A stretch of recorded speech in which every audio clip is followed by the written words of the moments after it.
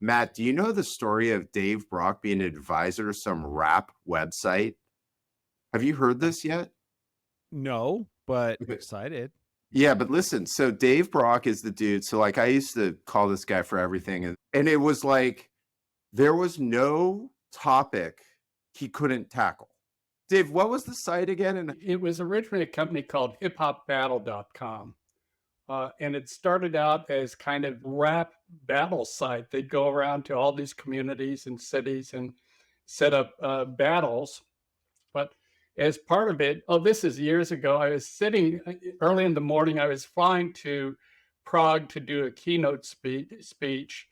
And I'm sitting in Schiphol changing planes, and there this group of guys kind of struggling, saying, "Are we on the right plane?" and so on and so forth. So I try and help them, and it turns out it's part of Wu Tang. They're going to Prague for a concert. So we talk and all that, and I said, "Hey, I'm on the board of this company," and they said, "Oh, we've been trying to do something with them." And I said, "Oh, here's the CEO's private number." Well, we get to Prague and we're in baggage claim. And they said, "Hey, what are you doing this evening?" And they sent a limo over for me. And I go and I get backstage to this concert. And so I'm trying to stand backstage looking cool in this whole thing. It was really fun. I met a lot of really interesting people and had a good time with that company. oh my God, I that imagine. is so amazing. From ABM to PLG, from Medic to MedPick, the world of business is constantly evolving. We'll cover the who, what, where, when, why, and most importantly, how you get the transaction. I'm Matt Amundsen, and he's Craig Rosenberg. Let's get started. We've been really excited to have you on. Matt knows you, but before, Dave's been a mentor to me, frankly, for years. I've always been able to go to him and get amazing advice and stories like we just had.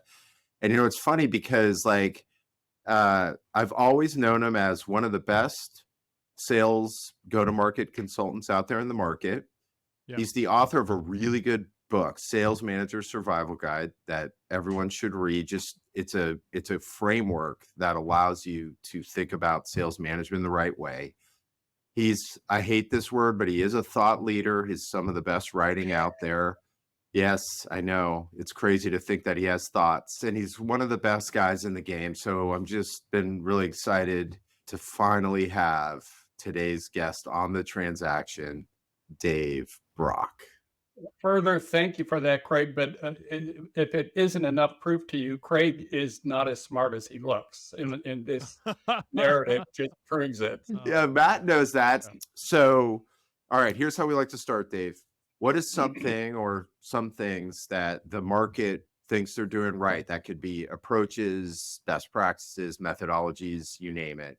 And they're actually wrong, and they should be thinking about it a different way. So I think there may be 2 to 3 things that I think really stand out to me that we really get wrong. Kind of the first thing is our whole approach to customer engagement and prospecting, in our whole approach around win rates, is just so flawed. So you start looking at the data. We right now are accepting 15 to 20% win rates as the laws of nature. And that's absolutely unacceptable. I've forgotten what the data is, but maybe 2 to 4 years ago, the number of touches that we had to make to get a response was somewhere in the 200 to 400 range. Now it's somewhere in the 1,000 to 1,500 range. And probably in 2 years, it'll be 4,000 range. And so what we're doing is we're saying, okay, those are laws of nature. I have AI that can ramp up my outreaches, and I can do the math. If I have a 20% win rate, I know what I have to do in top of funnel and pipeline and all of that. And let's go to it. And those are just 2 of the biggest flaws. I never see any conversation that says, what might we change? How do we do things differently?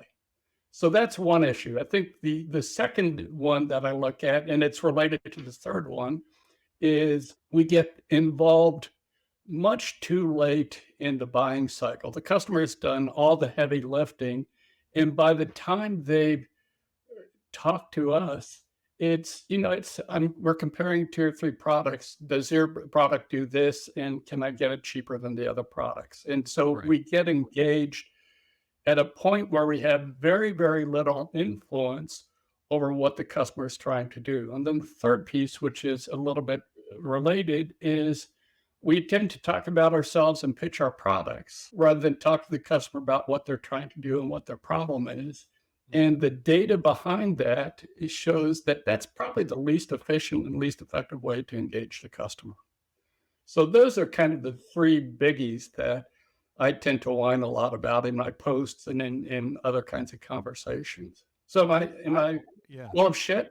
I don't think so. I don't think so. I mean, I'm in market and I see all that. The thing I'm really curious about is I'd love to jump on point number 3, where you talk about, we tend to sell product more and that's a losing proposition based upon data. What data are you utilizing to come up with that as your thought and what you would lead with? A lot of it comes from some kind of age-old Gartner data, and then Mhm. some of it comes from data that we see in our own practice right now. So we spend a lot of time, and this is primarily focused on very complex buying processes. Sure. And so what we do is we talk to people about business focused selling. We said, rather than go in and pitch our products, why don't we go in and talk to the customer about what they care about?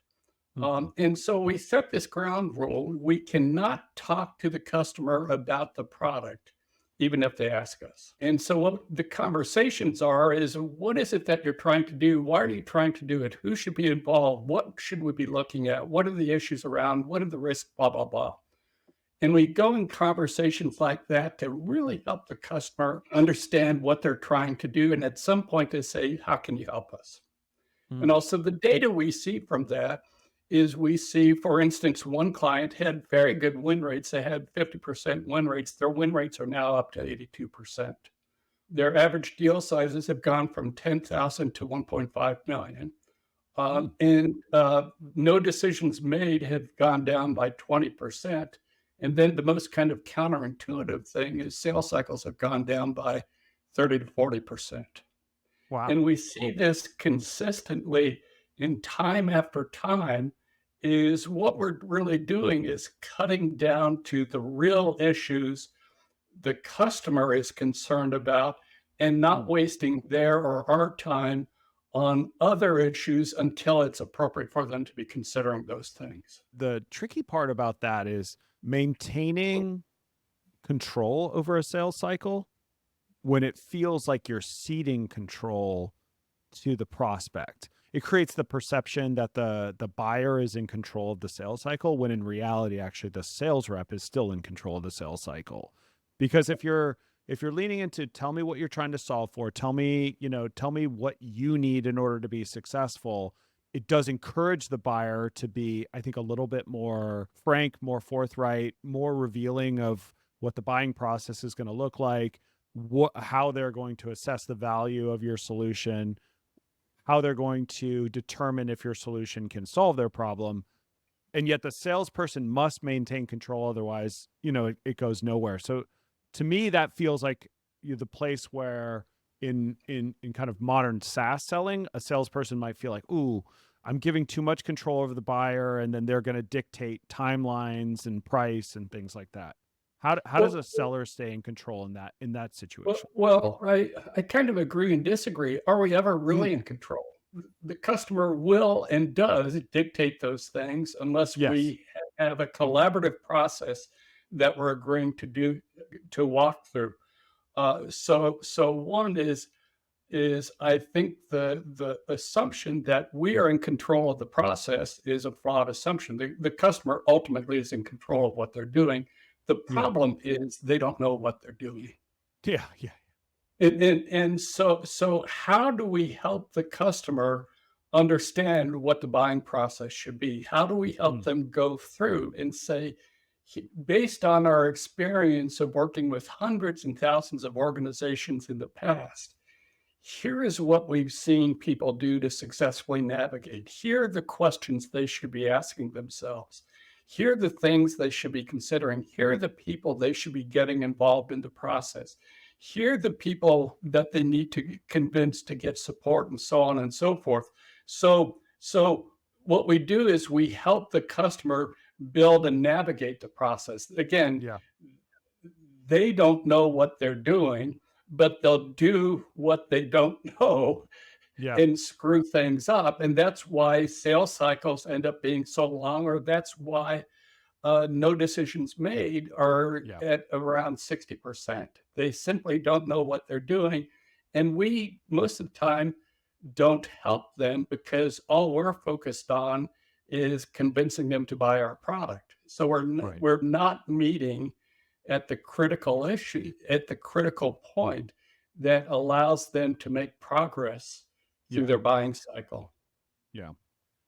So if you were talking to a sales rep today and sort of, answering those tough questions about how we make the prospect feel like they're in control by also kind of steering the ship of this is what a buying process should look like, what are some of the things that you would recommend to a seller to do, sort of answering some of your own questions that you were postulating earlier, which were like, you know, how do we assess value? Who should we be talking to? What are the metrics that you're hoping to affect? Like, what is the right way to unfurl that in a sales cycle? So I think one is implicit in some of the conversation as we get into a combative process with the customer, where what we really need to be is in collaborative conversations. Yes. Yes. We're trying to achieve the same goal, which is to say we want you to be successful because only when you're successful of reaching end of job on this process do we get a purchase order.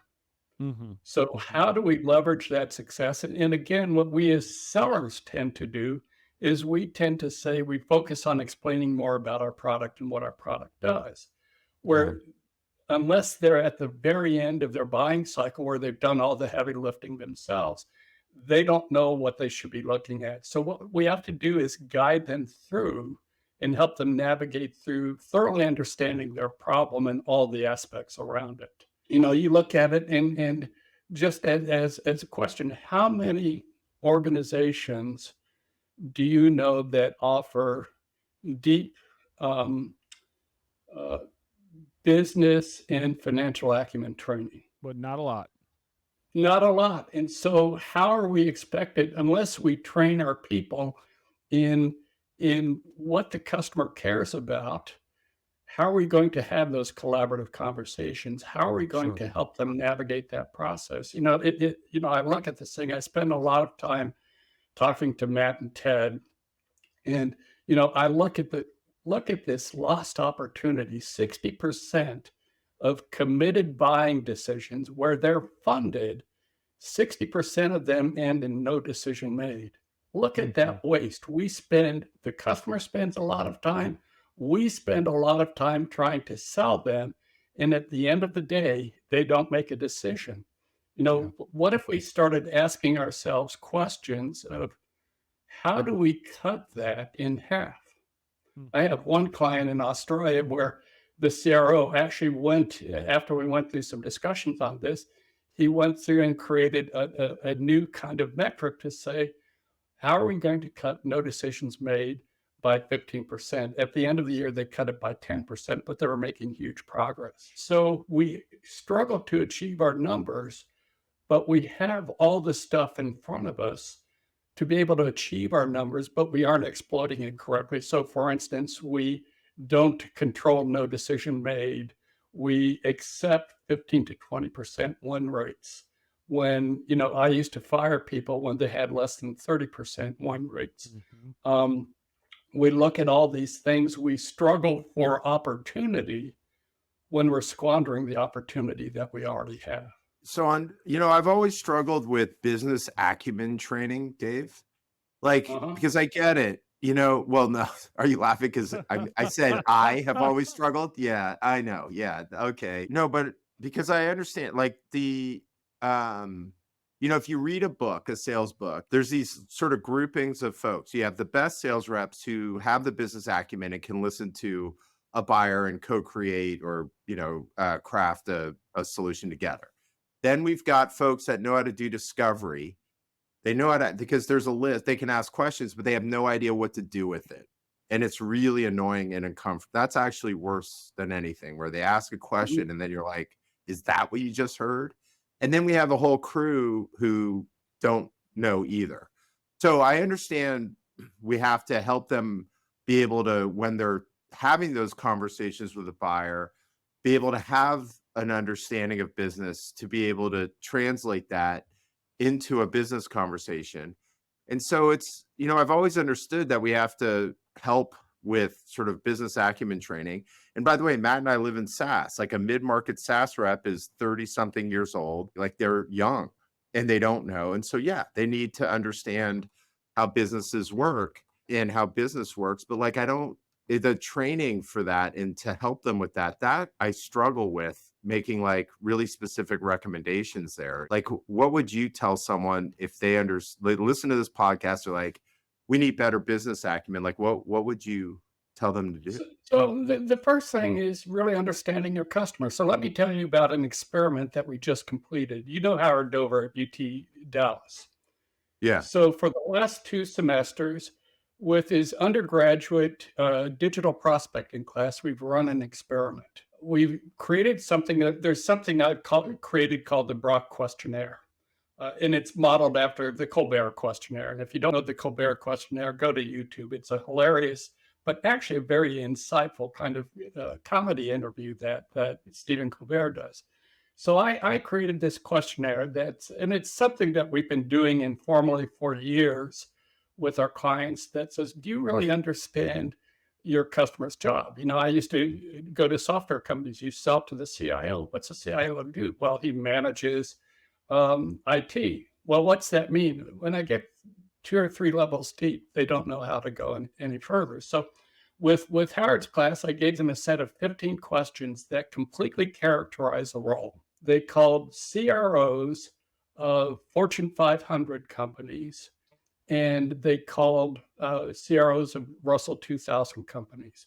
And they had interviews. Now, not everybody accepted the interview. When I visited them last week and they did their final reports, they were disappointed. They said, well, our close rates on this were only about 50%. And I said, well, that's pretty cool. SaaS close rates are 15 to 20%, so you're doing much better. And they said our conversion from prospecting was only about 30%. And I said, well, conversion rates in SaaS you'll be disappointed when you get your jobs. But what they did is they did these interviews, and the feedback from the customers was, nobody has ever asked me those questions before, number one. And so they were really interested in these conversations because they knew these people were going to try and sell them something.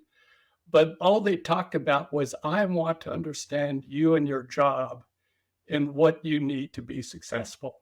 And so these were 30-minute interviews. And then they went and tried to sell them stuff. And I think what they did is they doubled their performance over previous years.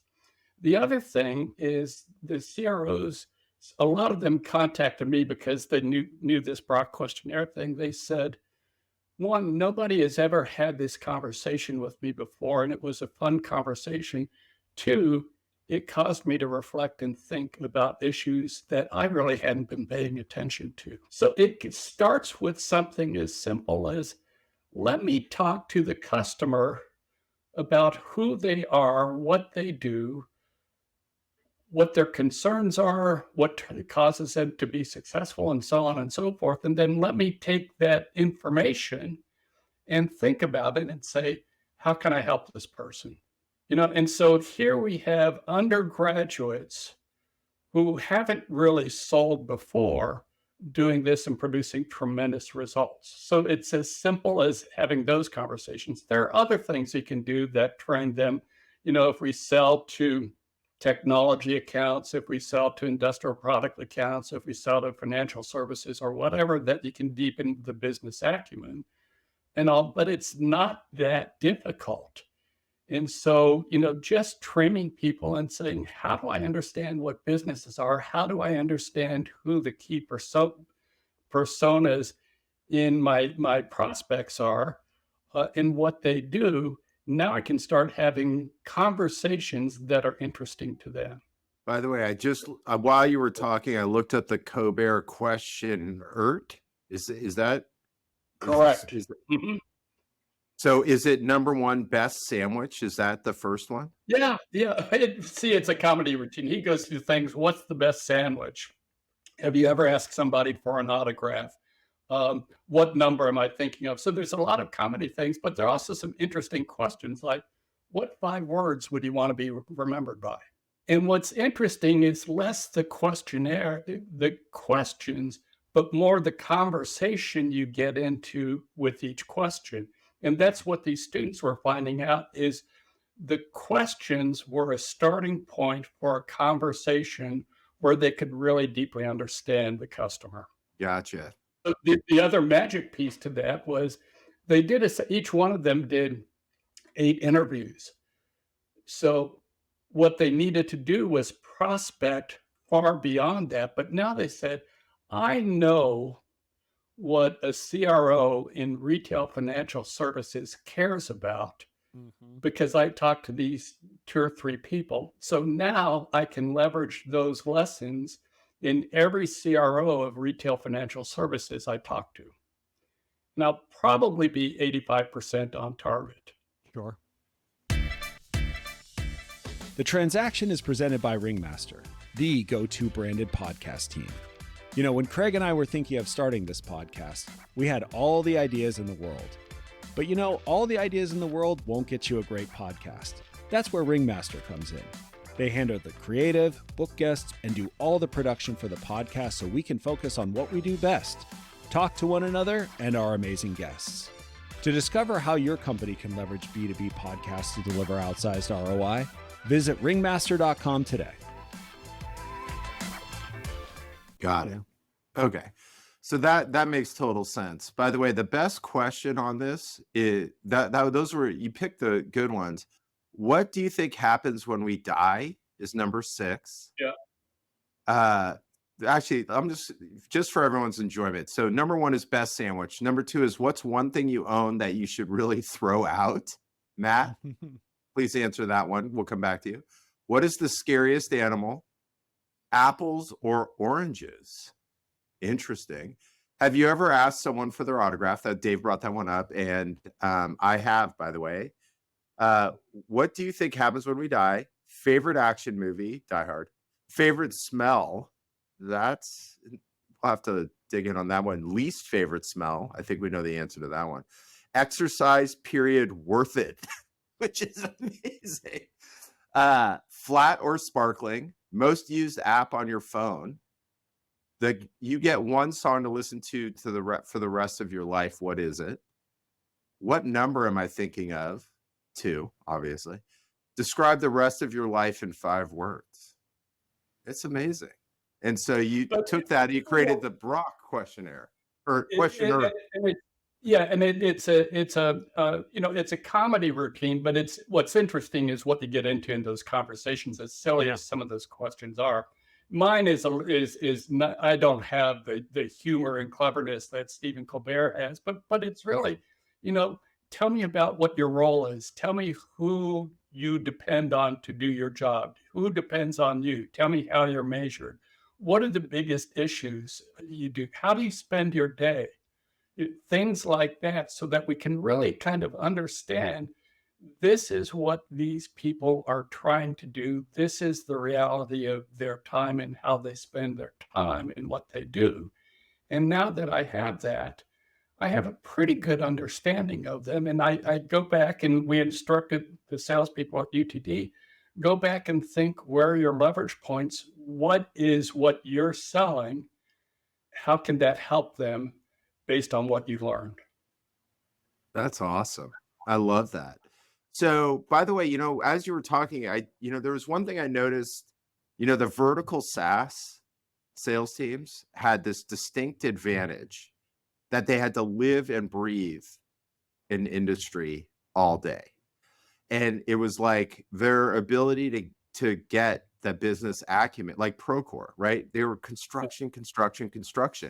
And at a certain point, I remember Dennis, who was the CRO, said, you're going in the field every month, right? And that was to close business, right? That wasn't like anything. That wasn't like some nice thing to go do. That was because it was better. But by doing that and putting a hard hat on and going on construction sites and meeting these folks and spending time with them, sales reps over time and faster than, I mean, really, I don't have a number on it, but basically, if you went in the field over your first quarter and you put the hard hat on and you went and had those conversations, that in one quarter you had the acumen to talk to that market in a way Yeah. that you couldn't. And I don't know if you guys remember this. I think I brought it up before, but one of my favorite stories. This was like marketing profs 2008, and they had this guy who was the former CMO of Motorola Rugged Wireless, and like he was brought in to go make changes there. And one of the things that he did was he basically said, they sold to first responders. And he said, look, everyone here in this organization is going to go out in the field and you are going to spend time with first responders. And that was everyone, product, you name it. And like he did all of these like little things, like he put pictures of first responders all through the walls. Like he was like, we are going to live and breathe these folks. And like that, he wasn't talking about his marketing campaigns. He wasn't talking about how sales sold. He was talking about just this like inundation of information on the buyer that allowed for the kind of acumen to be able to be more successful as a developer of product, as a marketer, as a salesperson, or whatever. It's so relatively simple to do that. And part of this too is not only understanding their jobs, their industries, and what they do, but it's also understanding the language that they use. If you look at the Procore guys and when they go out and talk to customers, there's certain language that they use because that's what you use in construction industries. Yeah. I remember, and this goes back sometime around the time fire was invented. Yeah. Dave was Uh, around uh, for that. Yeah. yeah, is I managed a very large group selling manufacturing solutions to manufacturers in for IBM. And I remember we had a conversation. We got the top design engineers for GM to sit down with us and talk about our design solutions. But some of my specialists started talking about, we can help you design your cars to be more aerodynamic. At that moment, they stopped the meeting and said, "You clearly don't understand automobile design. Come back to us when you understand it." And what happened was aerodynamics are important in automotive design, but they use different words to describe aerodynamics. It's called flow lines. And because we weren't using their terminology, they wanted to make a point to us that said, you don't understand our business. Aerodynamics was important when we talked to Boeing and all those kinds of customers. But when we talked to car manufacturers, we had to talk about the same thing, but use different language. And all to establish our credibility and establish our understanding. So these are just dirt simple kinds of things, but we never talk about it. As a result, we never connect as effectively with the customer as we should. And see, when we do this, I go back to when you start talking to the customer in a collaborative way, when you connect with them about what they care about, win rates skyrocket, no decisions made plummet, average deal values goes up, and sales cycles go down. And then guess what? Retention and renewal goes up because you keep continuing those conversations. So I just go crazy when I see what we're doing in SaaS selling and say, it's so easy to change our win rates. It's so easy to change our average deal value. It's so easy to do these things, but we never do it.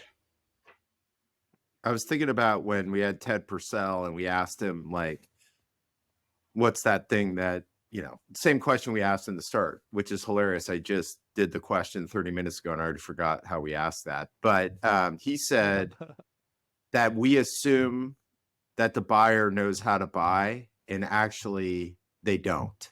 Yeah. And that's what Dave said earlier. Yeah. And that enablement is amazing. I just thought of this amazing story, you guys. Like it was God, it was probably, man, it's amazing how time flies, but 10, 12 years ago, and it's an open source company selling a gnarly, probably it's like Scala or something, like early before. And it was like there was only the best were using it, Facebook, etc. And so the CEO, Mark Brewer, who's like an ex CRO, he had said, look, so he created this guide to how to buy, how buyers have to buy this stuff because it's too hard. They basically had this problem. They'd go in and a developer would be like, ooh, Scala, that's great. Hold on, let me go find out. And then you go in and get shot down because it was too much change management. So like he said, well, look, like here's how like the best buyers buy, and here's what we think they should do. As examples was like, don't go directly to the boss, not yet. Like after you talk, go do this. So they created it for the sales guys. Then what they realized was that it was actually an enablement tool that they should give to the buyer.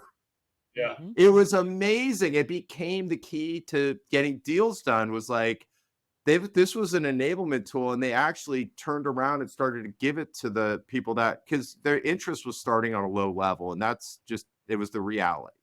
And so how do we get through all these steps? They would actually give that to the buyer to help them sort of make the right moves because these guys who had interest were making moves that were getting deals killed or worse, like that was one of the reasons why opportunities were staying open so long and falling off was because, they had someone who's really interested, but they didn't know how to get it done and they were getting shot down left and right. And because they weren't enabled. So anyway, I thought of that, Dave, when we've seen bunches of organizations do this, but also you go back to remember the old Gartner spaghetti diagram. Yep. That's the biggest demonstration that customers don't know how to buy. They wander, they change their minds, they go back and forth, start and stop, shift, and all those kinds of things. And all we're doing is we're leveraging here's how people have organized themselves on similar kinds of projects. Here's how they develop a project plan. Here's how they step through this. Let me help you navigate this process. So rather than doing all that wandering, starting and stopping, we're helping them go on their buying journey in a more purposeful, more focused way. And that's how we separate, how we reduce buying cycles. I completely agree. There have been times when I've been buying software where a sales rep will give me kind of a timeline of how to buy, right? Like today we're doing this thing. Most of our customers within 4 days will come back and we'll have a conversation on this topic, or I'll demonstrate value this way. Or if you're in a trial, that should be enough time for you to determine these 3 things. Then from there, we're going to do this. Then from there, we're going to do this. And what I will say as a buyer, anytime I'm buying something I've never bought before, I'm always concerned it's going to be expensive, time consuming, and I'll end up buying the thing that is wrong because I didn't know how to evaluate it. And I think a lot of sales reps, like, they take this stuff for granted, but it's like in your slide deck, if you had a timeline of how to buy a thing, and actually we did this at Marketo for a while, and the timeline at Marketo, because we sold a lot to SMB, was like 2 weeks. And you know what? Almost every deal closed within 2 weeks because we set the parameters. The buyer knew what to expect. The buyer was like, great, I'm going to be through this in 2 weeks. I thought this would take 6 to 10 or something like that. They're like, this is efficient. I like this. Because, to Ted's point and to the point that Dave was making earlier, it's like people just don't know how to buy. They don't know how to buy. And we take for granted that they do. And we ask questions in sales cycles like, well, what do you want to do next? And as a buyer, when I hear, what do I want to do next? I'll tell you what I want to do next. I want to close the laptop. I want to go hang out with my kids. I want to watch the Timberwolves play the Nuggets. That's what I want to do. I don't know. You tell me what I should do. Like, I'd actually appreciate you putting your neck out here. Yeah.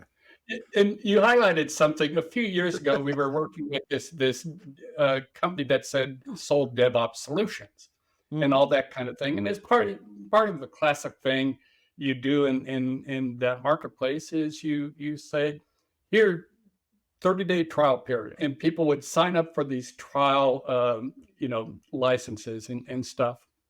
And what that would do is it would trigger the inside sales team to call and say, "Oh, you're interested in buying this software. You signed up for a right. trial. Tell me your decision criteria, tell me your needs, and so on and so forth." And their conversion rates on those ended up being like less than 10%. Sure. So what we Sure. did is we changed the question. They said, "I noticed you signed up for a trial. What are you trying to learn in that Mm, trial?" mm-hmm, mm-hmm. And you know how 30-day trials work is people sign up for it, they ignore it until day 29.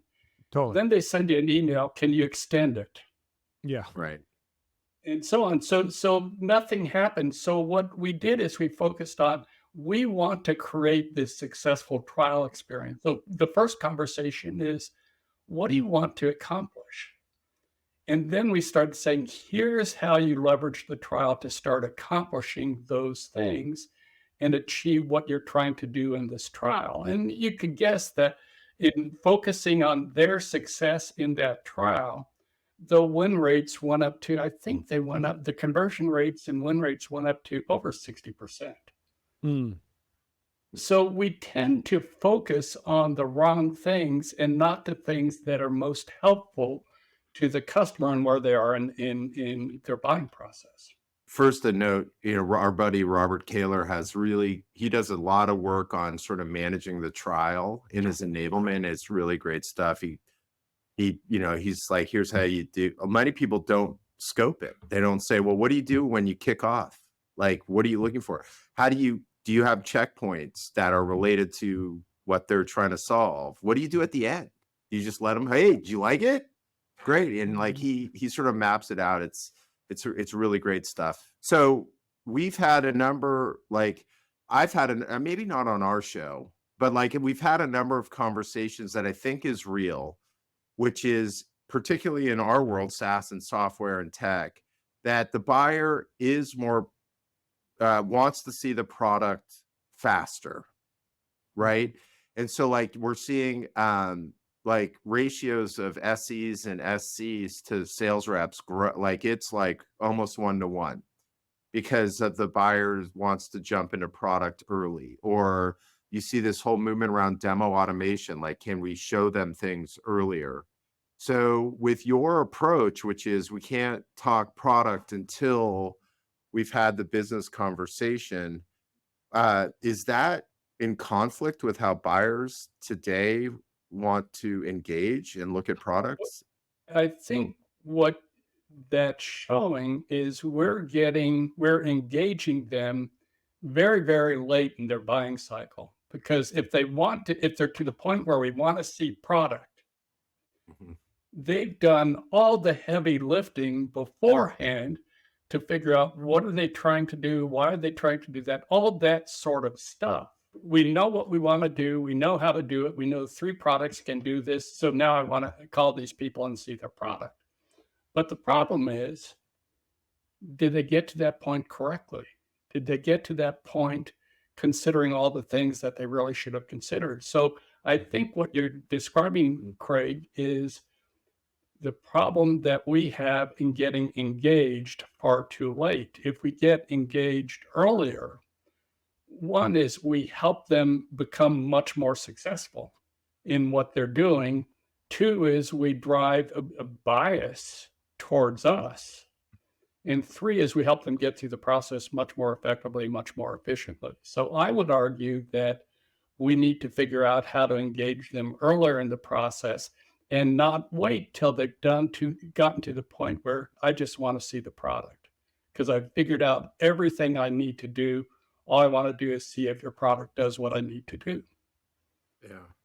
But so let's just take that use case, which is uh, God willing for many of the companies out there that they have people that want to buy the product.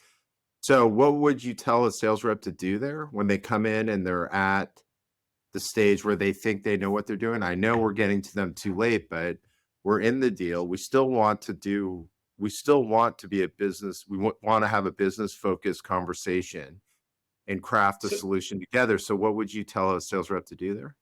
so I would kind of say, I recognize that you're anxious to see the product and so on, but let's take 15 minutes and let me really understand how you got to this point, what you're trying to do, and have them kind of go back and then, use that to understand the underlying problems that they're trying to do, the underlying issues that they're trying to do, and so on.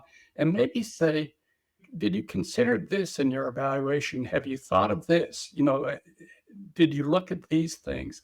And in those kinds of things, one is in that conversation, you learn very important things to talk about when you do show them the product that are really relevant to them. Two is you may actually say, you missed some really important stuff. Right. Have you thought about these things? Do you understand this? Do you understand what these mean? And to get things to be reconsidered. Back about 20 years ago, we were doing something with a major company, and we went and did some win-loss analysis, and this involved interviews with customers and so on, and that kind of thing. And what we found is the degree to which we're out of sync with where the customer is in their buying process is every stage we're out of sync, our probability of winning goes down by 17 to 20%. So when a customer calls us and says, I'm at the point where I want to see your product, I want to understand your product, they've gone through their discovery needs, initial assessment, and so on and so forth. But all that information is critical to our success. We've not done that. So what we tend to do is we jump to where the customer is, and we're lacking a huge amount of knowledge. So you think of, if I have a discovery phase, a proposal phase, a demonstration phase, I'm 2 stages out. Already I've decreased my probability of winning by 40%. I have to know that stuff as a salesperson to conduct that demonstration of the software very, very effectively. So, we can't skip those steps. We have to figure out a way to get that information so we can present the demo in a relevant context. So we have to say, hey, give me 15 minutes, give me a half an hour. I want to understand how you got to this point, why you've made the choices you've had, and maybe discuss whether you've omitted something, or there might be a different way of looking at these things. That's awesome. So Dave, you've been around forever. My favorite thing are your stories. And by the way, I didn't mean the been around forever thing. I did help invent fire. That's right. Well, I mean, that was a huge innovation. Like, can you tell us the greatest sales story that you've ever run into? I love amazing stories like that. Do you have any that come to mind? Well, there's so many of them that are interesting. I'll tell you one that is kind of relates to this, and it's a major deal. I was working with a very, very large software company selling supply chain solutions. They had been working for a couple of years. They'd actually gotten approval from the CIO for their solution, but they could never get it approved by the corporate executives. And it happened to be in grocery. And so I did a little bit of research, and I said, can you set up a call for me with the CFO? This is a company that's $100 billion in revenue. And they, by this time, they were kind of doing what I call a pissing on the ashes call. We aren't going to get this deal, so we might as well inflict Dave on these guys. So I went in and met with the CFO. And, after we went through all the, greetings type stuff, I said, do you realize you're paying your suppliers $13 billion a year to put stuff in green dumpsters behind your stores? And he looked at me and he said, how did you come up with that number? And I said, well, there's some data and so on and so forth. I went through that. And he went up to the whiteboard and he said, well, you don't know what I know. I said, no, I don't. And so he started going through some calculations. He said, No, it's not $13 billion, Dave. As I started looking at what you said and all that, it's $22 billion. How can you help us? And so within a 45-minute conversation, by focusing on what was critical to their success, is we were able to, turn this thing loose. And, within a couple of weeks, they had assigned approval on this thing. And so again, it's an example of how do we understand their business? How do we understand their business impact? And so on. This sales team, a very sophisticated sales team, was focusing on the CIO and their problem, which was supply chain management issues. But they weren't focusing on the problem that they were really solving, which was reducing waste of $22 billion. Wow. By the way, the sending Dave in to piss on the ashes and then you coming out with like the real value to what they were selling. That's the header there. That's amazing. Well, Dave, I really appreciate this, and our listeners will too. And thank you for all the stories and all the anecdotes there. That's like what makes the transaction. And so really appreciate you coming on and dropping your bombs, as we like to say. Amazing. Well, it's always fun getting into conversations with you guys. So I really appreciate the invitation. Thanks so much. Yeah, thank you. Awesome. Thanks for joining us for another episode of The Transaction. Craig and I really appreciate the fact that you've listened all the way to the end. What are you actually doing here? For show notes and other episodes, please visit us at thetransactionpod.com. Like and subscribe on Spotify, Apple Podcasts, or any other place you get your podcast from. The Transaction is sponsored and produced by Ringmaster, the go-to branded podcast team. To discover how your company can leverage B2B podcasts to deliver outsized ROI, visit ringmaster.com now. Either you have walked away from your podcast device, or this is playing somewhere in the background. Someone in your house would really like for you to shut this off now.